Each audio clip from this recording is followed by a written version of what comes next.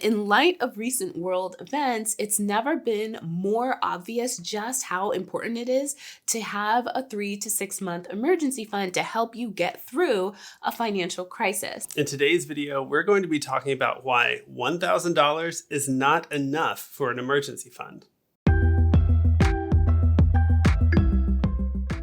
Hi, I'm Joseph. And I'm Tasha with One Big Happy Life, and we help you find balance, build wealth, and live happy. Everything that you need to create the life that you want. This country has a savings crisis, both personally and our businesses. They do not have enough money on hand to weather any kind of real emergency. And personally, not enough of us do either. You should have 3 to 6 months of expenses saved. Now, you may have heard from time to time that $1,000 is enough for a basic starter emergency fund, and that will hold you off until you've paid off your high interest debt.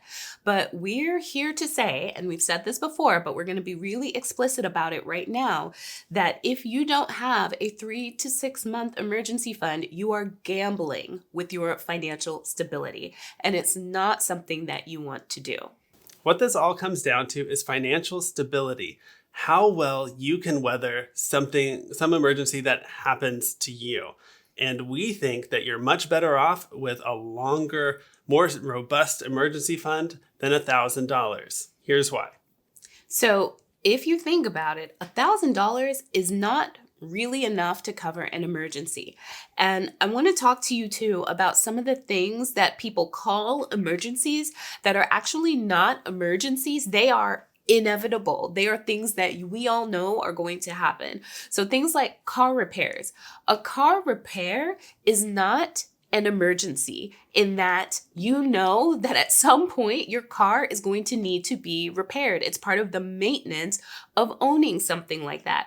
Same thing with minor repairs around a house, appliances breaking down, replacing water heaters. Things wear out, replacing tires. Those are not actually emergencies. What makes them an emergency is because we didn't plan, like when you don't plan for them at all. But the truth is that anything that $1,000 can cover is actually not an emergency. It's more of a minor expense, like life expense in the grand scheme of things. And $1,000 isn't enough to cover many of those things anyway. I can't tell you a time where we had a real repair on a car that was less than $1,000. Yeah. And that would just like wipe it right out.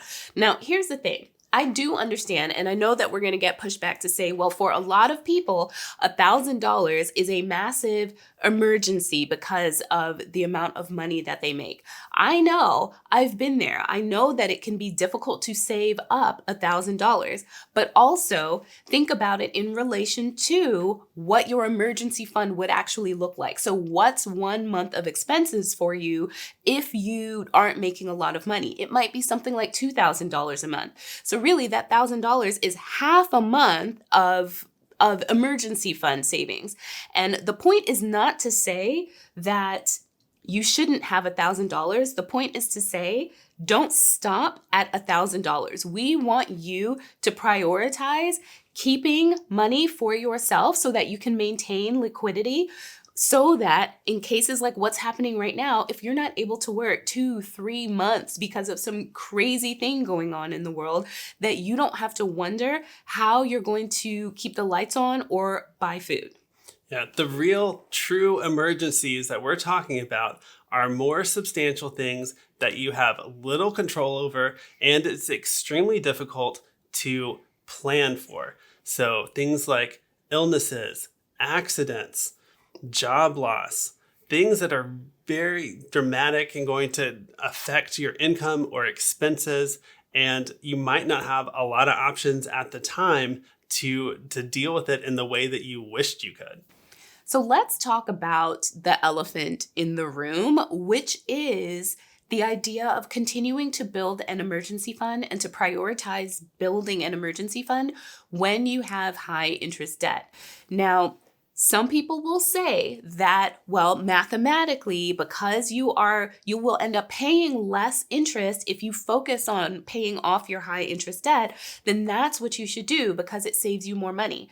But we say that building your financial stability, building a savings habit, keeping your money so that if something crazy happens, you are able to financially support yourself is more important than anything else, any other financial goal.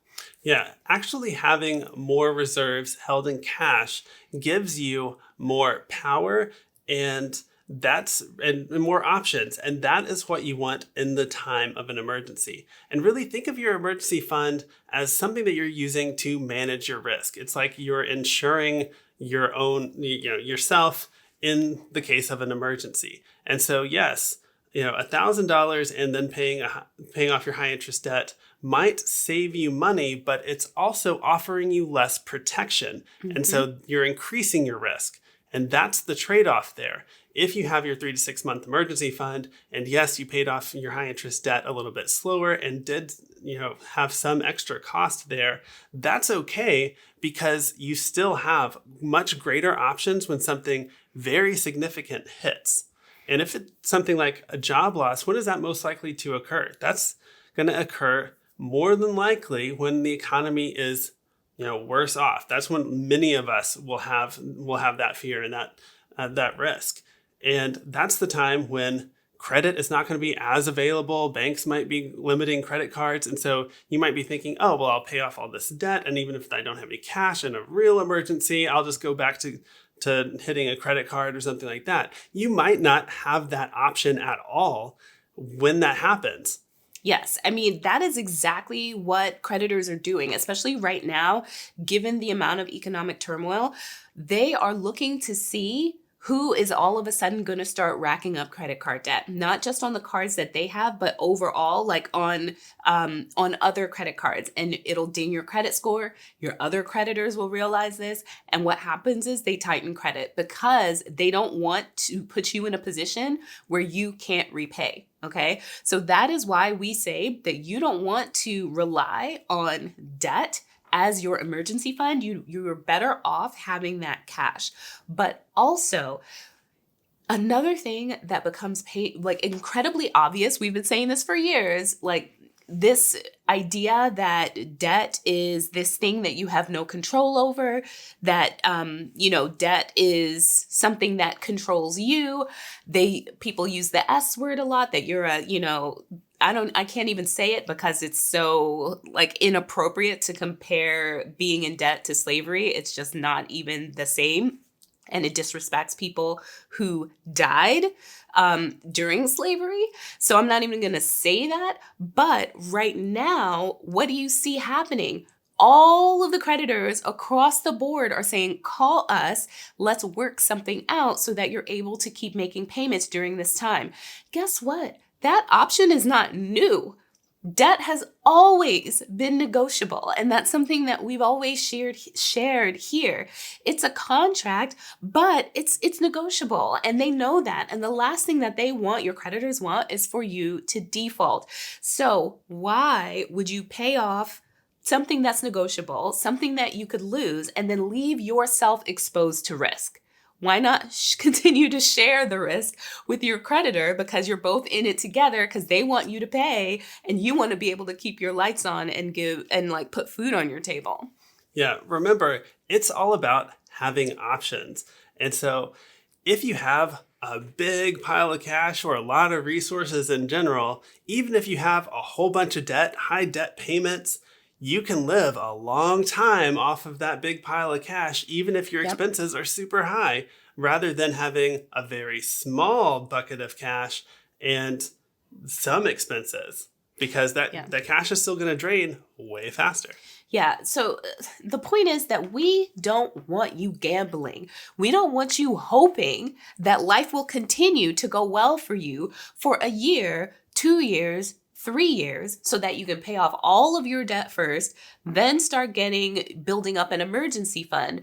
No, if you look at, we've been sharing our financial goal setting for the past 3 years now. every single year, we set a goal to adding 1 to 2 months to our emergency fund. It's not saying that you need to build it all up at once. You build it up over time at the same time that you are also paying down debt. And I'm just going to tell you that stuff about, well, now is the time when the poop is hitting the fan, now is the time to protect your four walls, is the equivalent to your house being on fire and the fire department showing up and saying, oh, it's time to install smoke detectors. No, the time to install smoke detectors, the time to build your emergency fund is before you need it, not when you're in crisis mode. So seriously question any financial plan where if you've been following it for a year and something bad happens to you, you are financially unstable. Yeah, any financial plan should constantly be improving where you are and should be applicable regardless of the situation that you're in. So a financial plan that's really good right now, but situation changes just a little bit, and then all of a sudden it's just terrible like advice. Scrap it completely. Yeah. So yeah, if it doesn't fit at all, then you have to kind of question what good is it if it can only apply in one narrow set of circumstances. So, and case in point, inside of Wealth Builders Academy, step number 1, phase number 1 on the Wealth Builders Roadmap is to get a month ahead on your expenses, to break that paycheck to paycheck cycle, because that is the first and best thing that you can do to build your financial stability, so that if you lost all of your sources of income, that you could survive for at least a month. And there's a lot of maneuvering that you can do over the course of a month to help you start bringing in some more money, to help reduce your expenses, talking with your landlord, your mortgage company, your creditors, to help you be on some kind of workout program while you're looking to secure a job, get unemployment, that kind of stuff. So, we really want to take this opportunity right now when people see like this, we see that random things happen, and random things are happening to all of us right now at the same time, the same random thing. So we all can't pretend, well, oh, it's just them, it'll never happen to me, because it's happening to all of us. That is why we are begging you, please take this as a warning.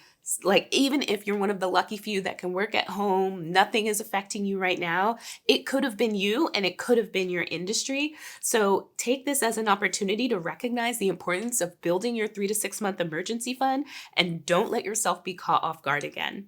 Yeah, and we want you to really get excited about feeling that financial security from having the resources of a larger emergency fund to be able to take care of you.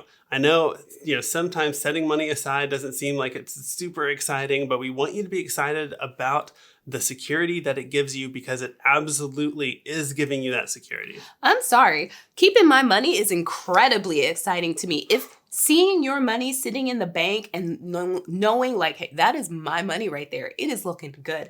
If that doesn't excite you, I don't know, I don't even understand, because it is nice to sit there, open up your bank account and see a whole bunch of zeros, right? Just speaking as someone that I know what it's like to not. And so after all these years of building it up and slowly dedicating ourselves to increasing how much we save, it feels really good. And so just give yourself the opportunity to sit with your money, love your money, and let it stay with you, because you deserve to keep some of that money that you were working so hard for. I just have to say, when she says a bunch of zeros, she means and there's something in front of that. Yes. It's a positive one number. And a bunch of yeah. Yes. Commas, right? There wouldn't be a comma if there wasn't a number in front, right? Yeah. Not in American and if it's commas, numbering. That's even better. Yeah. Wow. All right. So focus more on your emergency funds to make sure that you have enough when real emergencies hit, like the one that's going on right now. All right. We'll see you guys in the next video. Bye. Bye.